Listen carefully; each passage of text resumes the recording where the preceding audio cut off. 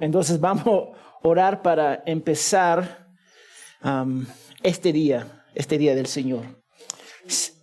Padre nuestro, tan fiel y tan perfecto que tú eres, oramos que tú nos guíes en este estudio, que tú me uses como portavoz y que el enfoque sea tu persona, no quien yo soy, sino quien tú eres.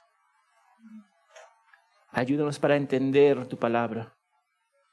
Y gracias, Señor, por tu fidelidad en nuestras vidas. En el nombre de Jesús, amén y amén. Amén, hermanos. Vamos a estar en la declaración del pacto de Dios, Confesión Bautista de Fe de 1689. Estamos en página 16. Página 16.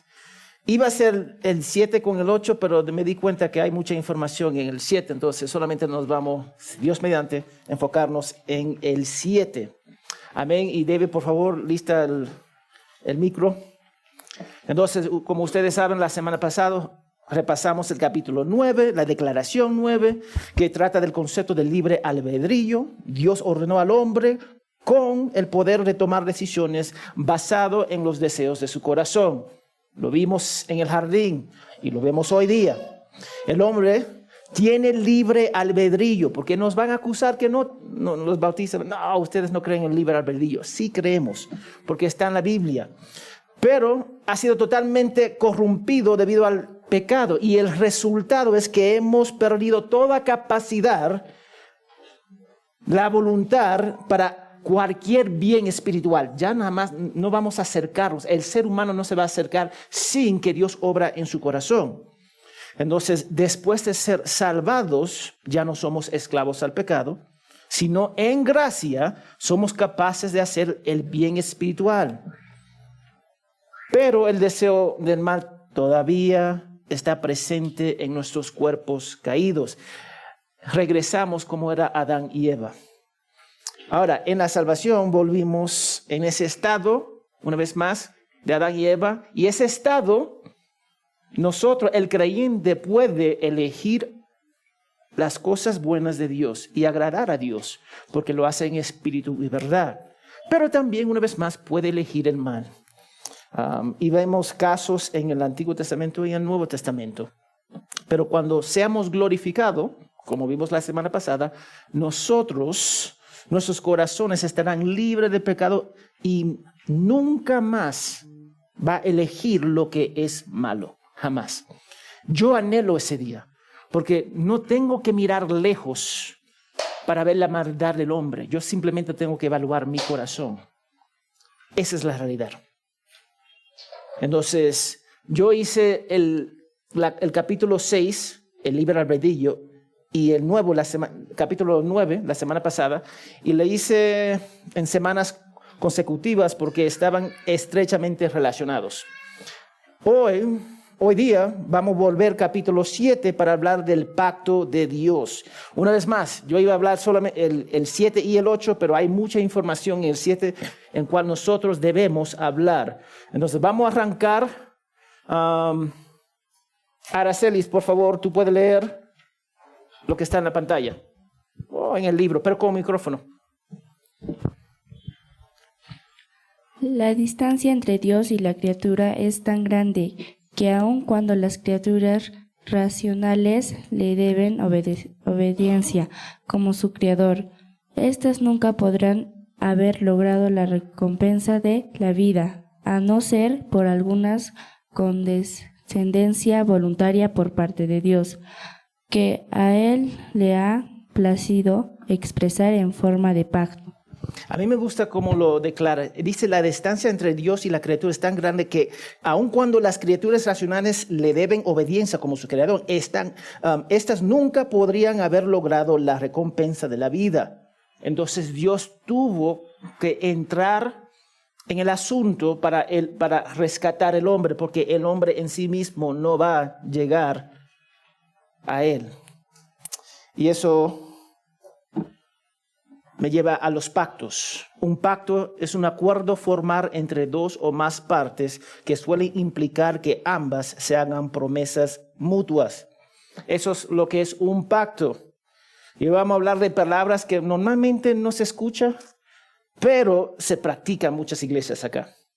Ahora, vamos a dar un ejemplo de un pacto en cual nosotros podemos captar. Un matrimonio, eso es un pacto. Aún los incrédulos, cuando hacen los votos, ¿cuáles son los votos? Yo tomo esta persona desde este día adelante para bien o para mal, en las riquezas o en la pobreza, en la prosperidad o en la adversidad, para cuidarla o cuidarlo, para amarlo o amarla hasta que la muerte nos separa. ¿Sí o no? Es un pacto. Es algo en cual nosotros como iglesias, ¿pueden prender las luces, por favor? Nosotros como iglesia creemos en los pactos. Es más, hay muchos pactos en el mundo en cual nosotros vivimos. Vemos los pactos bíblicos como un contrato legal. Que a lo menos es eso, pero es mucho más que eso. Es una relación de amor y confianza con Dios. Entonces, la teología del pacto es un marco, vamos a decir, hermenéutico, que se trata de entender la Biblia según su estructura de pactos. Y vamos a ver lo que significa.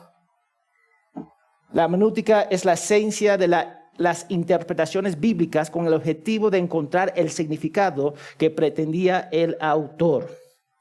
Entonces, es una ciencia porque existen reglas de interpretación. Ahora, muchos, si se dan cuenta, cuando leemos la Biblia, imponemos lo que nosotros entendemos de la cultura sobre la Biblia, ¿sí o no? Cada vez que nosotros leemos un libro, cualquier libro, vamos a imponer nuestra cosmovisión sobre el libro. Ahora, tiene sentido con los libros escritos hoy día y en este país. Pero un país como, vamos a decir, Francia, escribe un libro y lo traduce en español. Va a haber varias cosas ahí que nosotros no vamos a entender porque no somos de esa cultura. Entonces, hay una ciencia de interpretar la Biblia. Y hay reglas, y esas reglas, la interpretación en el contexto gramático, histórico, literario, cultural, bíblico, etc. Entonces, cada pasaje proviene del autor divino. ¿Quién es el autor divino de cada pasaje en la Biblia? Dios, amén. Pero que trabaja a través del autor humano. Y se debe considerar una interpretación adecuada para llegar al significado original. Nosotros, y déjame decirte algo, cada pasaje tiene un significado. Yo lo voy a repetir. Cada pasaje tiene un significado. Hay muchas aplicaciones, pero un significado. Y muchos de nosotros confundimos las cosas porque escuchamos en los estudios bíblicos qué tú piensas de este pasaje, ¿sí o no? Cuando estamos en la casa, en un estudio con los hermanos, ¿qué tú piensas de ese pasaje? En realidad no es lo que yo pienso. Tú puedes dar tus opiniones, pero la pregunta que debemos hacer es, ¿qué quería el autor original decir? Esa es la pregunta. Entonces nosotros queremos llegar al significado original. Ahí queremos llegar. Porque muchas veces podemos perdernos en lo que estamos hablando. Y un buen ejemplo es cuando hablamos con los mormones. Empezamos a hablar, Jesús, Jesús, ahí estamos, al toque, estamos hablando de Jesús. Dios, Dios, ahí estamos de Dios, la iglesia. Pero cuando empezamos a definir términos, ya nos damos cuenta que el Dios que ellos creen y el Dios que nosotros creemos no es el mismo Dios. Pero los términos son iguales y nos perdemos en esos términos. Entonces, es importante en cómo nosotros entendemos la interpretación de la Biblia. Ahora, vamos a ver un pacto dentro, y es un pasaje largo, pero yo creo que vale la pena leer el pasaje. Nico, ¿tú puedes leer el pasaje? Hay dos, este y uno más que viene. Si puedes leer, por favor. Sí. Génesis 15, 9 al 21. El Señor le respondió: tráeme una novilla de 3 años, una cabra de 3 años, un carnero de 3 años, una tórtola y un pichón. Abraham le trajo todos estos, los partió por la mitad y puso cada mitad enfrente de la otra. Pero no partió las aves, y las aves de rapiña descendían sobre los animales sacrificados. pero Abraham los ahuyentaba. A la puesta del sol un profundo sueño cayó sobre Abraham. El terror de una gran oscuridad cayó sobre él, y Dios dijo a Abraham: ten por cierto que tus descendientes serán extranjeros en una tierra que no es suya, donde serán esclavizados y oprimidos durante 400 años. Sigue, por favor. Pero yo también juzgaré a la nación a la cual servirán, y después saldrán de allí con grandes riquezas. Tú irás a tus padres en paz, y serás sepultado en buena vejez. En la cuarta generación ellos regresarán acá, porque hasta entonces no habrá llegado a su colmo la iniquidad de los amorreos. Y sucedió que cuando el sol ya se había puesto, hubo densas tinieblas, y apareció un horno humeante y una antorcha de fuego que pasó por entre las mitades de los animales. En aquel día el Señor hizo un pacto con Abraham, diciendo: a tu descendencia he dado esta tierra, desde el río de Egipto hasta el río grande, el río Éufrates, la tierra de los kenitas, los ceneseos, los cadmoneos, los hititas, los fereceos, los refaitas, los amorreos, los cananeos, los gergeseos y los jebuseos. Gracias, Nico. Ahora, eso es un pacto precioso. Y nota en este pacto, vamos a tomar el mismo Nico. Nico, cuando se casó con su esposa, que se llama Sachi, ahí está, Sachi, como mujer hoy día, sirviendo, amén. Ellos hicieron un pacto. Y en ese pacto, él tiene que cumplir y ella tiene que cumplir. Esa es parte del pacto. Si no cumplen con el pacto, ¿qué puede pasar? Divorcio, puede pasar. Ahora, en este pacto, ¿hay condiciones?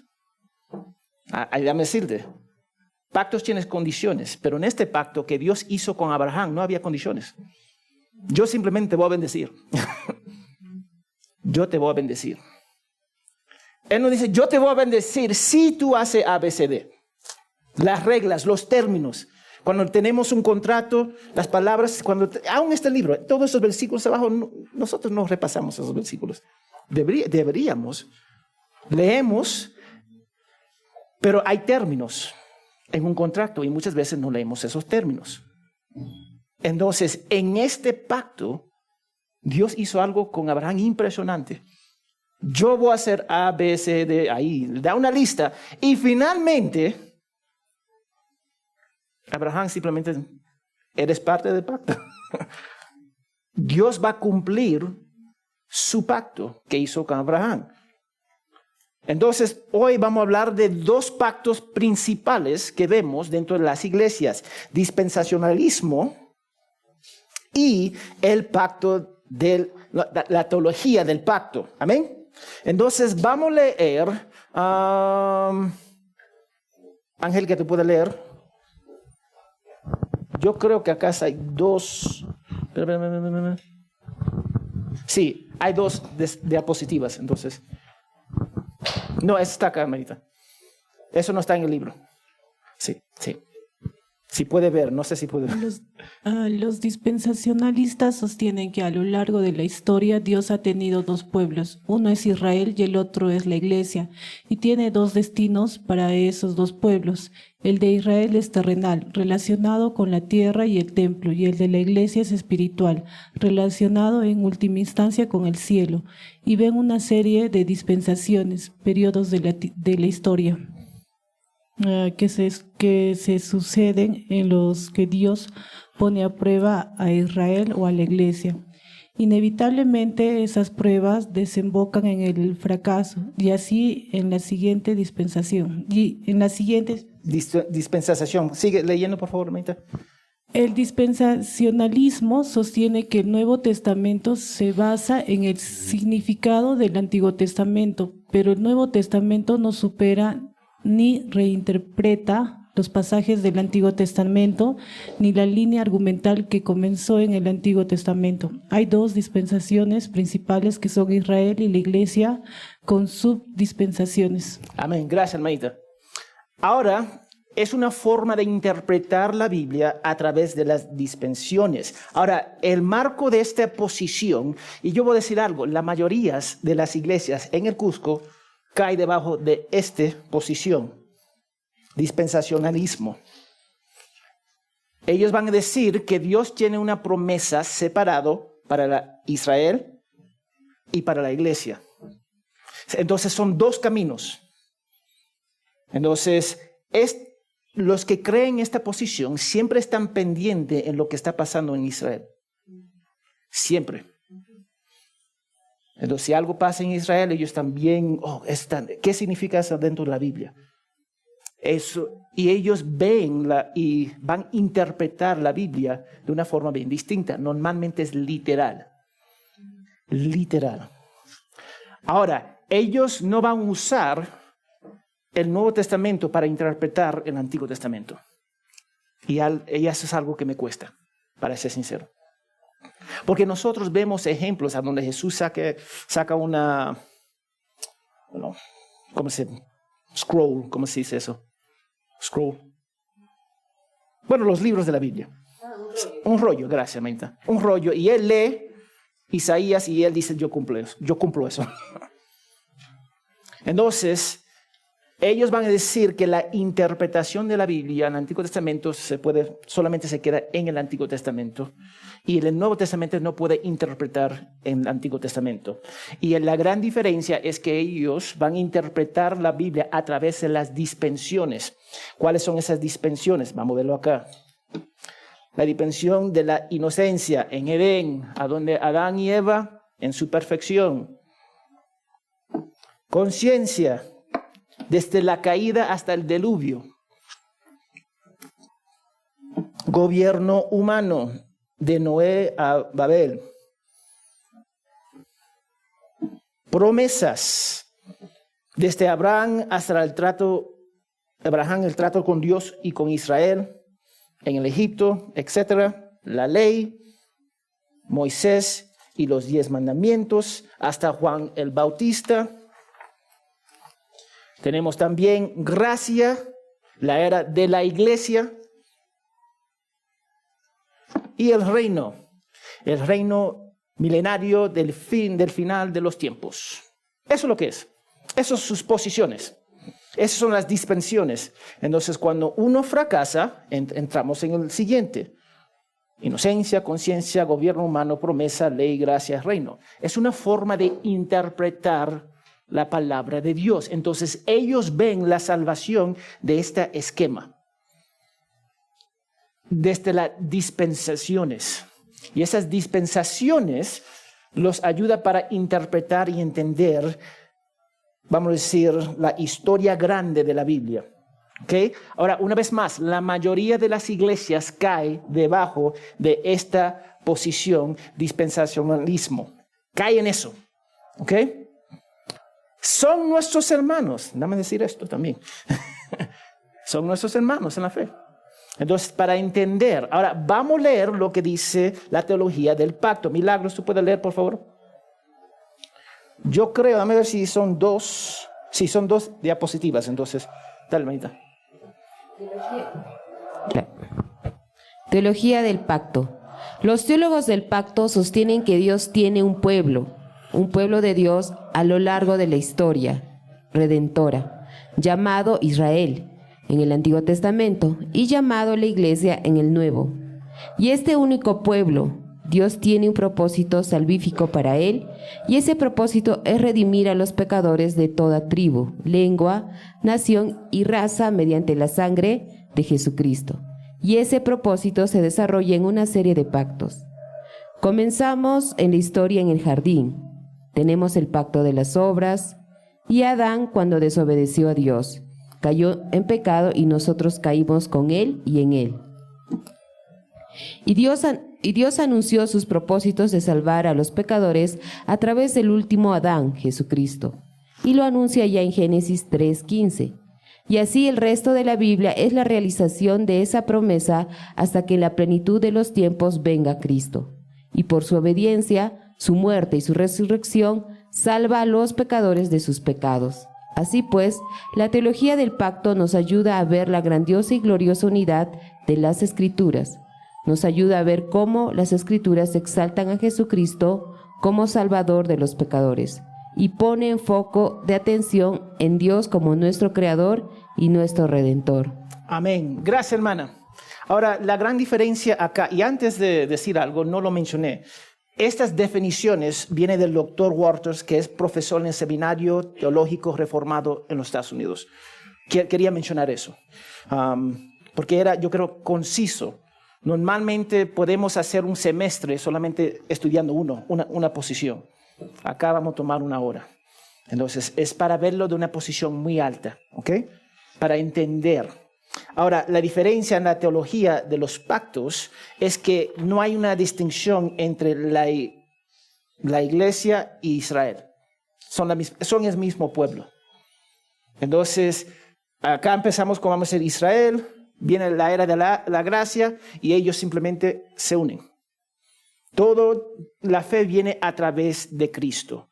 Este es lo que nosotros estamos viendo cuando nosotros vemos la teología de los pactos. Y ellos van a usar la Biblia para interpretar la Biblia. No van a hacer distinciones entre el Nuevo y el Antiguo Testamento. Entonces, eso es importante para nosotros igual. Ahora, hay 3 grandes pactos. Vamos a decir pactos como nosotros podemos, la sombrilla en cual todo cae debajo. 1, el pacto de la redención, en que el Padre, el Hijo, el Espíritu Santo hicieron un pacto entre ellos desde la eternidad para redimir al pueblo de Dios para su gloria y honra. Acá, en esta descripción del doctor, él no lo menciona acá, pero es el primer pacto. Dios nos amó antes de ¿qué? Antes de la fundación del mundo. Y ahí está el primer pacto.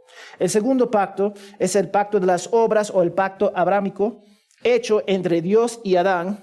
Y lo vamos a ver, lo voy a poner acá, lo voy a poner en la pantalla. Y el tercero es el pacto de la gracia en Cristo. Ahora, el pacto de la gracia se desarrolla a través de la historia en una serie de subpactos. Entonces, eso es lo que estamos viendo. ¿Cuáles son esos pactos?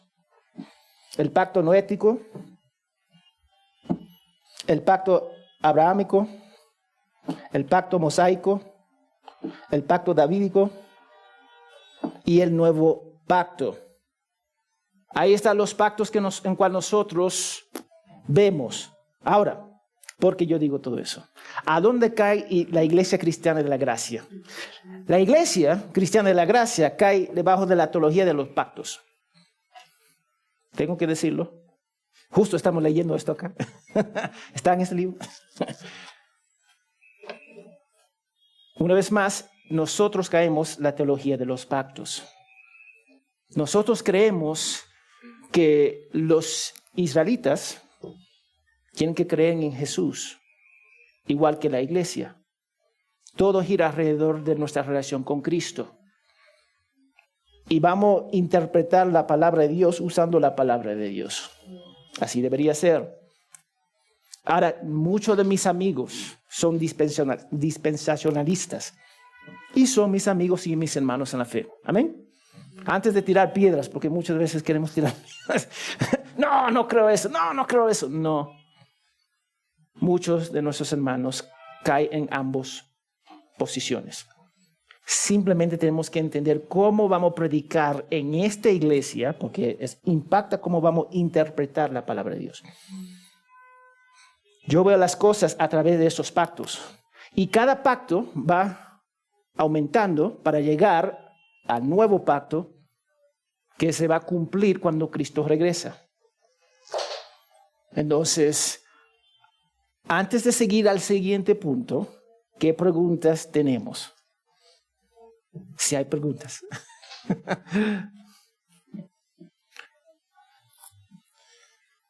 Amén, silencio. Amén.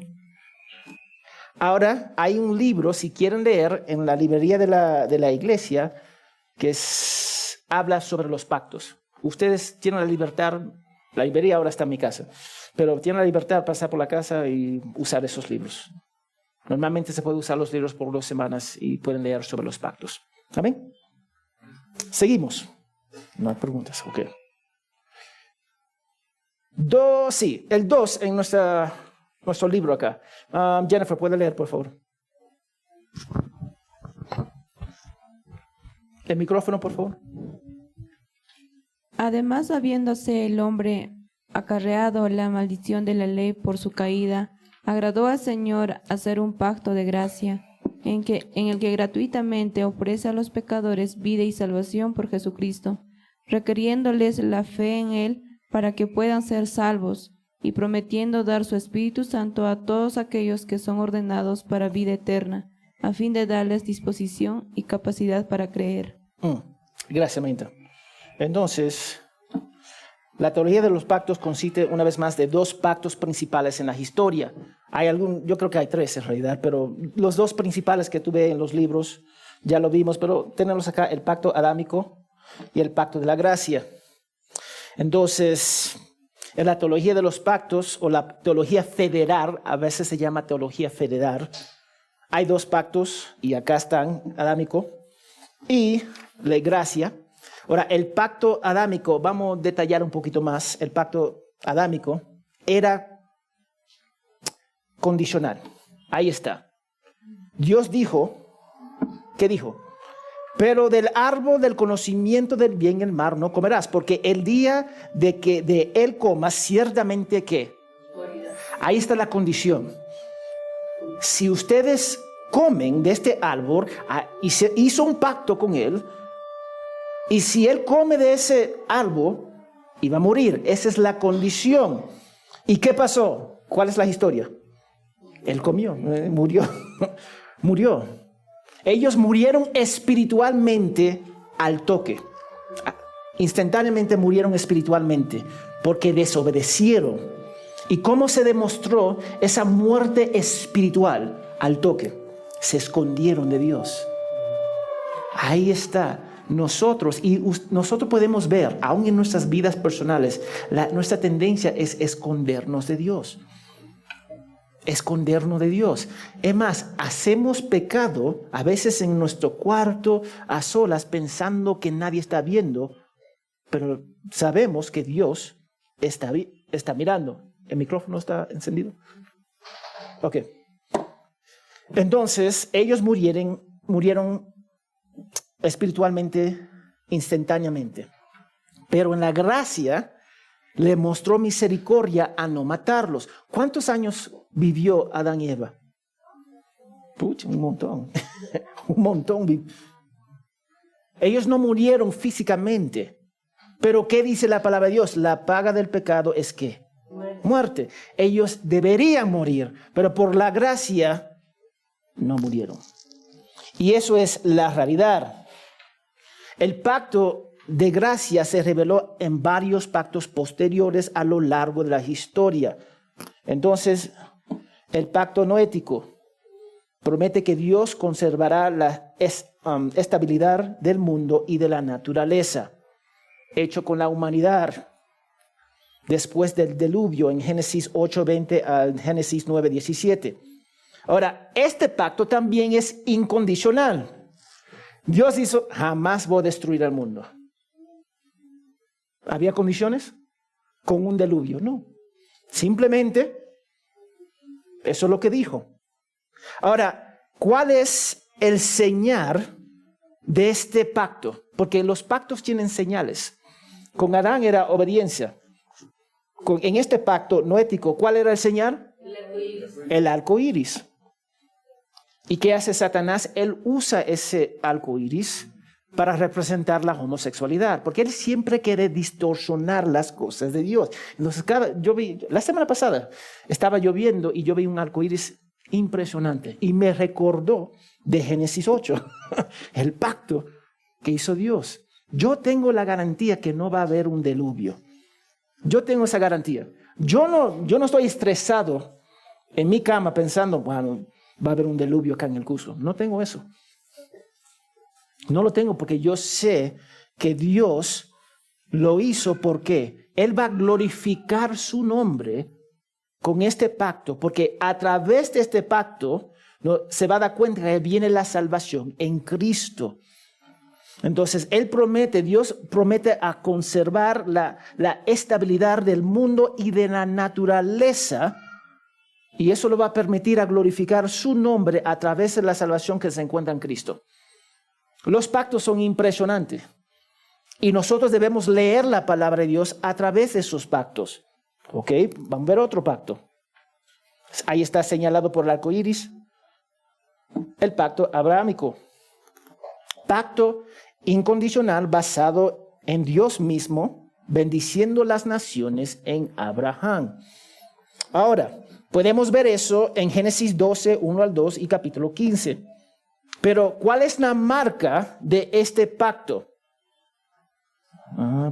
¿Cuál es? ¿Quién?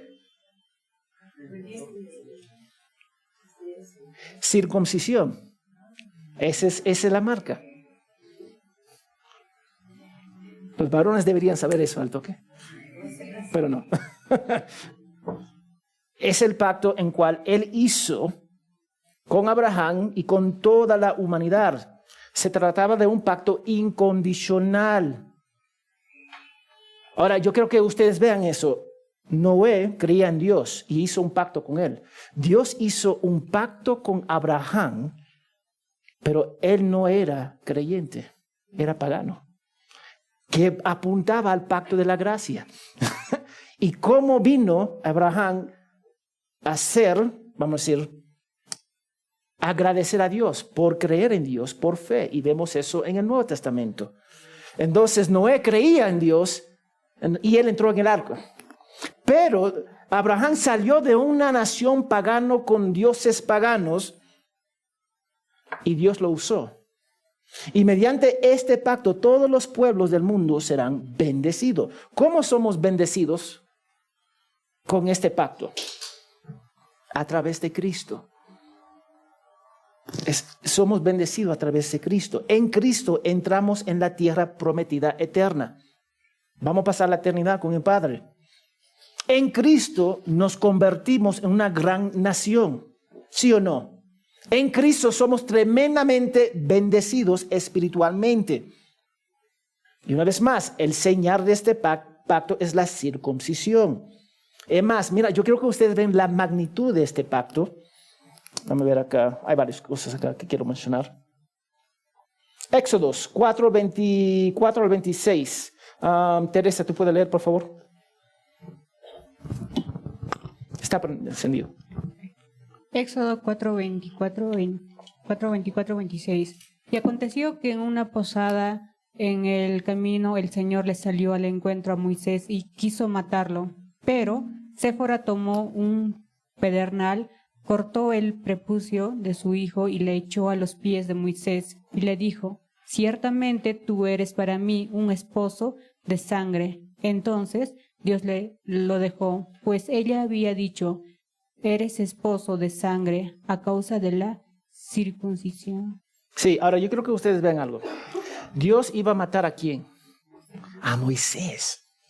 ¿Por qué? Porque no cumplió el pacto. Era de suma importancia que cada persona, varón, a los 8 días debería tener el marco de ese pacto. No era insignificante el señal del pacto. Y ese pacto se está cumpliendo hoy en día a través de Cristo. Entonces yo quiero que ustedes vean, cada pacto va estructurando lo que nosotros, el pacto en cual nosotros vivimos hoy día, que es el pacto de la gracia. Amén.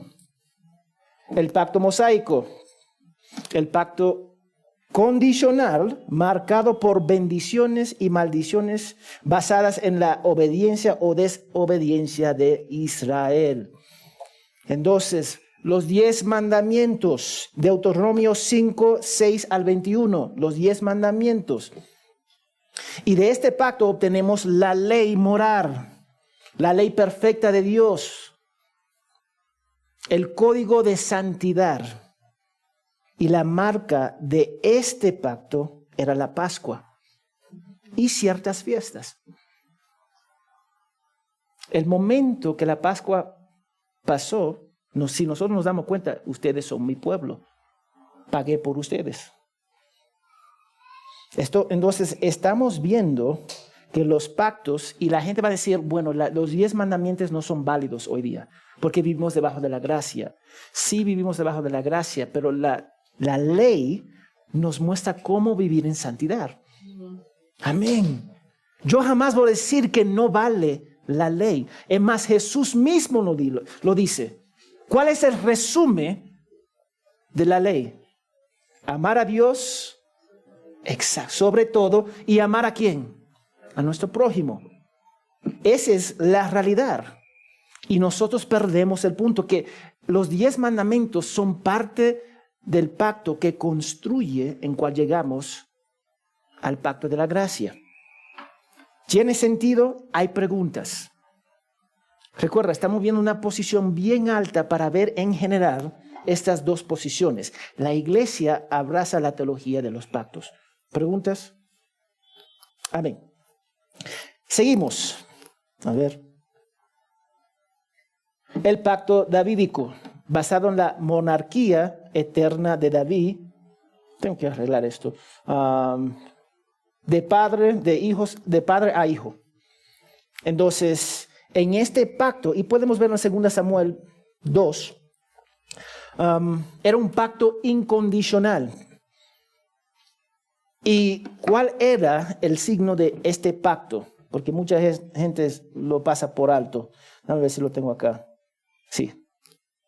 Señalado por la ¿qué? La unción. La unción en Samuel se menciona varias veces. La unción. Hoy día se usa el término unción libremente, pero es parte del pacto davídico. Es un tema importante en el libro de Samuel, esa idea de ungir al rey. El rey es el ungido de Dios. Recuerda, el rey es el ungido de Dios. Y el Mesías significa ¿qué? Ungido. Una vez más, estamos viendo, está construyendo para llegar el pacto de la gracia. Toda apunta a Cristo. Dios le dijo a Abraham que de él vendrá reyes, y eso se cumplió parcialmente en David. Y porque a través de David vino el ungido llamado ¿quién? Jesucristo. Entonces, otra nota importante de este pacto fue la idea realez, esa idea de realez, del rey para siempre. Es un rey que eterno, un rey eterno, 2 Samuel 7:13. ¿Y a dónde? Y con ese reinado va a venir la eternidad, estabilidad eterna, que ¿a dónde pasa? En Jesucristo. Una vez más, todo apunta a Cristo. Ahora, vamos a tener otras personas que no están de acuerdo con esta posición. Pero eso es lo que dice. Mira lo que dice 1 Samuel 16:1. Y el Señor dijo a Samuel, ¿hasta cuándo te lamentarás por Saúl después que yo le ha desechado para que no reine sobre Israel? Llena tu cuerno de aceite y ve. Te enviaré a Isaí, de Belén, porque de entre sus hijos, su escogido un rey para mí. He escogido, un rey para mí, Yo creo que ustedes vean. La idea de los pactos, muchas veces va a decir, esto es aburrido. No es aburrido. Es como nosotros vamos a interpretar la iglesia. Es más, es como las iglesias funcionan. Es como las iglesias predican. Y nosotros perdemos ese punto tan clave. Estamos viendo dos cosas. El pacto, la teología de pacto y el dispensacionalismo. Disculpa, me cuesta esa palabra. Nosotros no creemos en el primer pacto. Hay hermanos en cual yo respeto que creen en eso. Y amén. Sigue siendo mis hermanos. Pero como iglesia mantenemos la fe, la confesión de fe. Somos del pacto, la teología de los pactos. Nosotros no vemos una distinción entre Israel y la iglesia. Ambos tienen que creer en Cristo. Ambos tienen que tener fe. Y ese avivamiento que vamos a ver en Israel va a pasar porque ellos creen en ¿quién? En Cristo. Y ellos van a ser ejercidos en la viña que se llama Jesucristo. Vamos a interpretar la Biblia no literalmente, porque no se puede muchas veces. Los números, las visiones a veces tienen otra interpretación vamos a decir, simbólico. No podemos tomarlo literal. Entonces, cuando vamos a interpretar la palabra de Dios, lo vamos a ver a través de los pactos. Empezando el pacto en la eternidad, a donde el Padre, el Hijo y el Espíritu Santo llegaron a ese pacto para decir, vamos a redimir al pueblo de Dios para su gloria, hasta el pacto final, cuando Cristo regrese. Y todo va aumentando. Y la culminación es Cristo regresando. Ahora, ustedes van a decir, bueno, no es tan importante. El tema es que la mayoría de nosotros no sabemos en qué campo caemos. La mayoría de nosotros ni sabemos qué posiciones somos. Y eso puede causar dificultad en lo que espera de la predicación, en cómo la interpretación de la palabra de Dios. Hay algunos hermanos que piensan y van a decir, dependiendo de su posición, que el mundo va a mejorar. Yo no creo eso. Todo lo contrario, yo creo que va a empeorar. Hay algunos que van a decir que los 1000 años son literarios. Amén. Algunos van a decir post 1000 años. Algunos van a decir que los 1000 años estamos en este momento ahora. Son cosas que en realidad va a determinar cómo ustedes ven este libro. Pero final, dame decir algo. Es porque yo puedo decir que los que creen en los 1000 años, post, pre, o que ya estamos en los 1000 años, son mis hermanos en Cristo si creen en Cristo. Si ellos tienen fe en mi Salvador, su Salvador, amén. Yo no me voy a discutir con ellos. Puede ser que yo no voy a abrir una iglesia con ellos.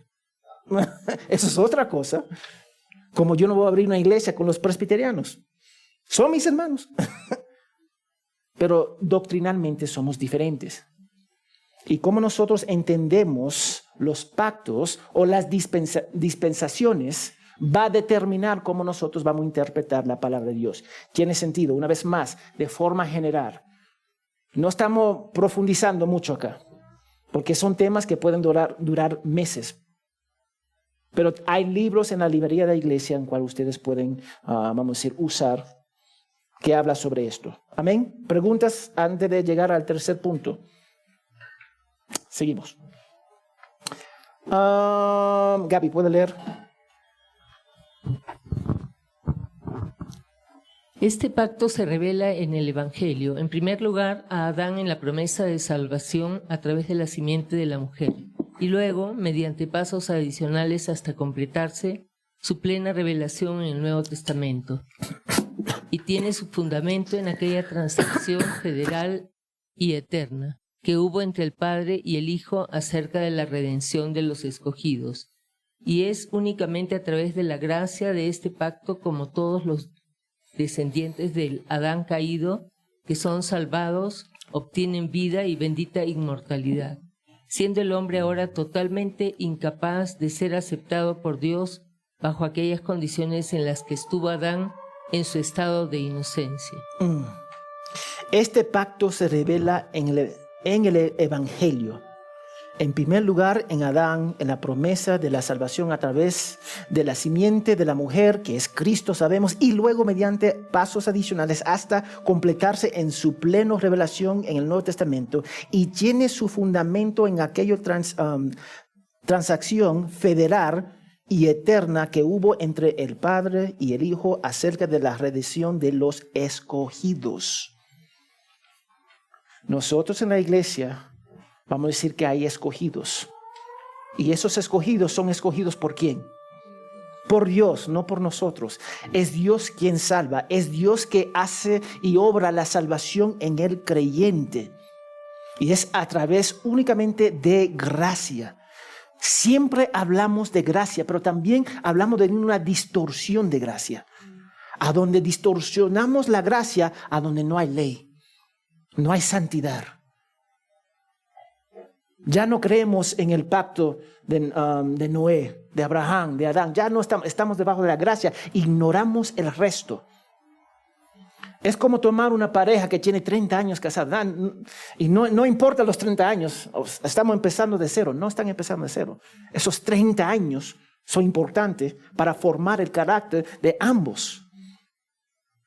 Y hay muchas iglesias que quieren deshacerse de la ley, deshacerse de lo que dijo Abraham, las promesas del pacto con David, y solamente estamos en la gracia. Y en la gracia me da, vamos a decir, libertinaje para hacer lo que yo quiero hacer. Y eso no es bíblico. Y cuando mencionamos la ley y santidad, nos tildan como ¿qué? Legalistas. Somos legalistas, porque ustedes todavía hablan de la ley. Es que la ley es parte de los pactos para llegar a la gracia.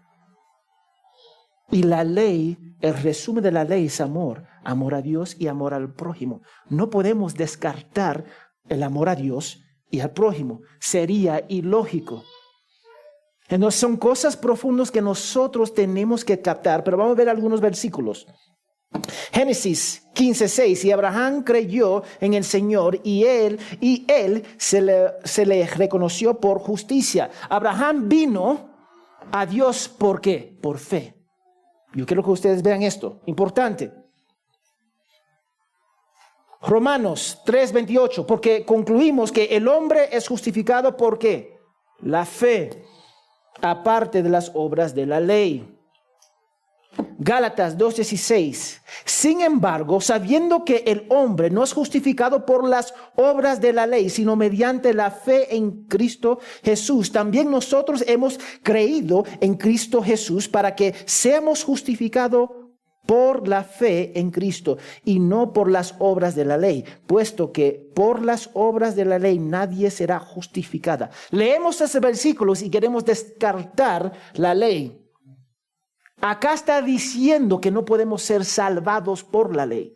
Nadie de nosotros podemos cumplir esa ley perfectamente para ganar favor con Dios. Entonces necesitamos la gracia de Cristo que nos trae de nuevo a la ley, pero como hijos adoptados, no como enemigos de Dios. Porque Él desea que vivimos en santidad. Hebreos 11:6, y sin fe es imposible agradar a Dios, porque es necesario porque es necesario que el que se acerca a Dios cree que Él existe y que recompensa a los que lo buscan. Dios salva a las personas y necesitamos fe. ¿Y quién nos da esa fe? Dios, porque nos escogió antes de la fundación del mundo. Entonces, en el Nuevo Testamento somos salvos solo por fe. Amén. La salvación no se basa en nuestros méritos, se basa en el mérito de ¿quién? Cristo.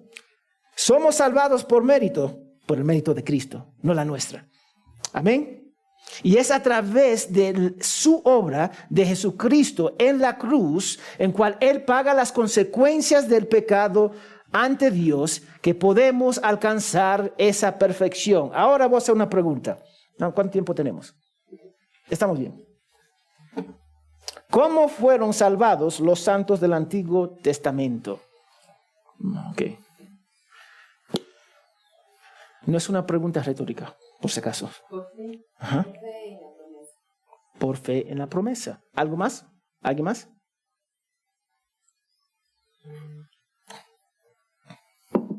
Por fe en la promesa.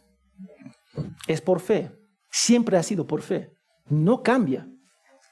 No cambia.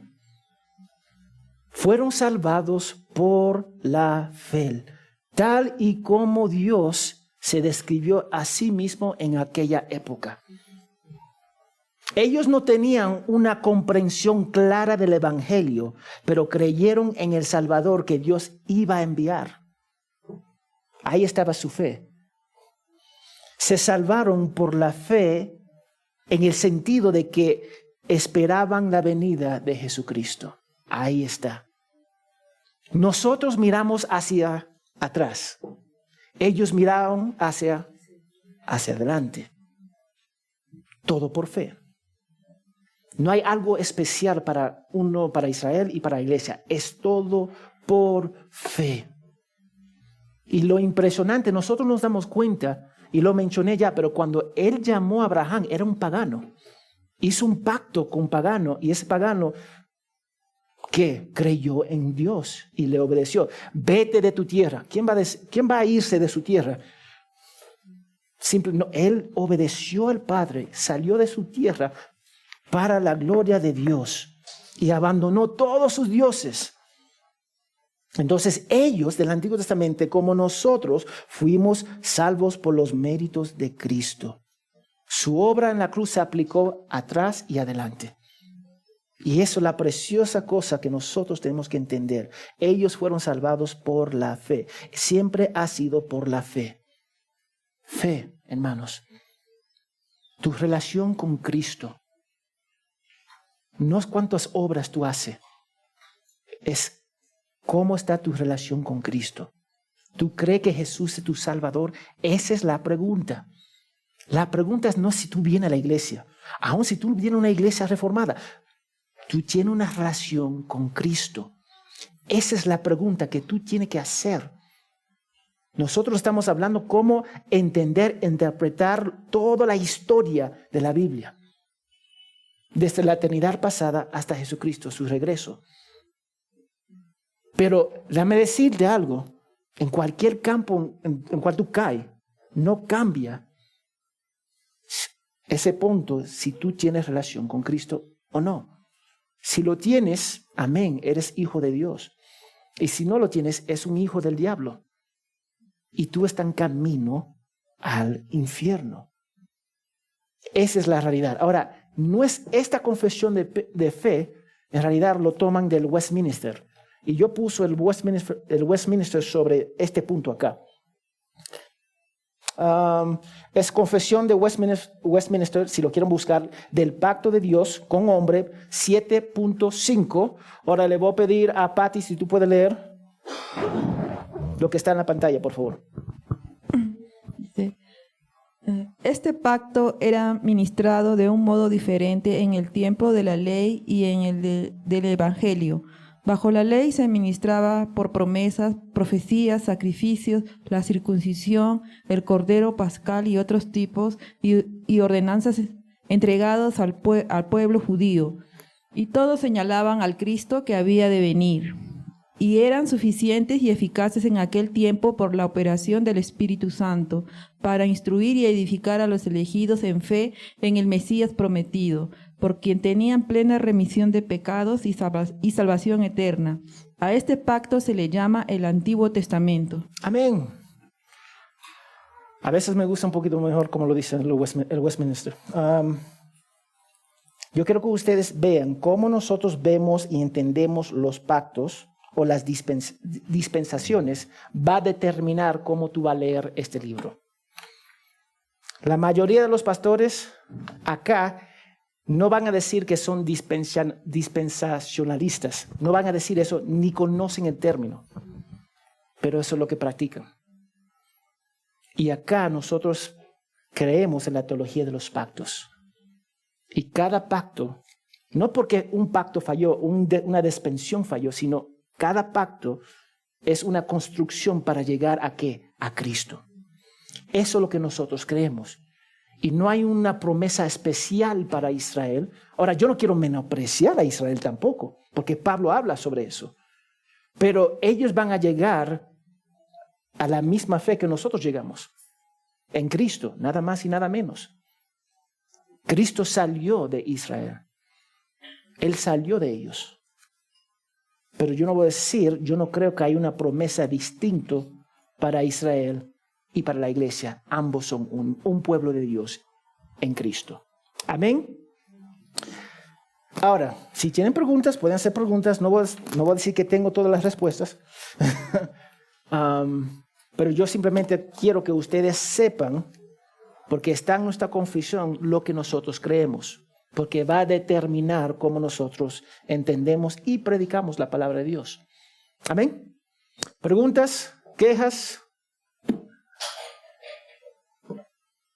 Elías, pasa el micrófono, por favor. Un minuto.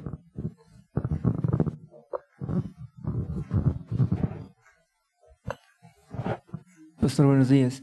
Pastor, usted mencionó a Israel en lo último de su discurso. Eso explica, o sea, la forma de ver acerca de los pactos y dispensaciones, explica cómo algunas iglesias hacen un énfasis desmedido, o no sé si desmedido, pero un énfasis mayor en la importancia de Israel. Sí, justo hablamos sobre eso al inicio. Los que creen las dispensaciones, ellos van a poner un gran énfasis sobre Israel. Y cada noticia que pasa, si entran en guerra, si salen de guerra, sea lo que sea, ellos van a decir, mira lo que está pasando y cómo cumple esa profecía en este libro. Y lo buscan. Entonces, y pasa un gran tiempo en eso, para ser sincero. No todos son así, pero un parte son así. Disculpe, pastor, tal vez se explicó ya, pero ¿cuál es el error en ello? Sí, yo creo que el error es que ellos piensan que hay diferentes carreras para Israel y la iglesia. Es el gran error que yo pienso. Ellos piensan que porque Israel va a tener una promesa especial, entonces tenemos que estar bien pendientes de lo que está pasando en Israel. Una vez más, yo no puedo menospreciar a Israel porque Pablo habla sobre eso en Romanos. Pero ellos van a ver cualquier noticia, lo que está pasando, y si te das cuenta, ellos cada década están saliendo libros, lo que está pasando en Israel. Hay artículos, hay personas, hay podcasts para ver, mira lo que está pasando en Israel y cómo concuerda eso con las profecías que vemos en las escrituras. Ponen un gran énfasis en eso. Y en poner un gran énfasis en eso, pierde el gran énfasis de Cristo. Eso es lo que yo creo. Porque van a pasar, y hay libros, ustedes pueden buscar ahora mismo, hay libros sobre libros y son súper, vamos a decir, famosos, populares. ¿Por qué? No, popular, famosos es una palabra, populares. ¿Por qué? Porque siempre están pendientes de lo que está pasando en Israel. En vez de estar pendiente en predicar el evangelio y cumplir la gran comisión.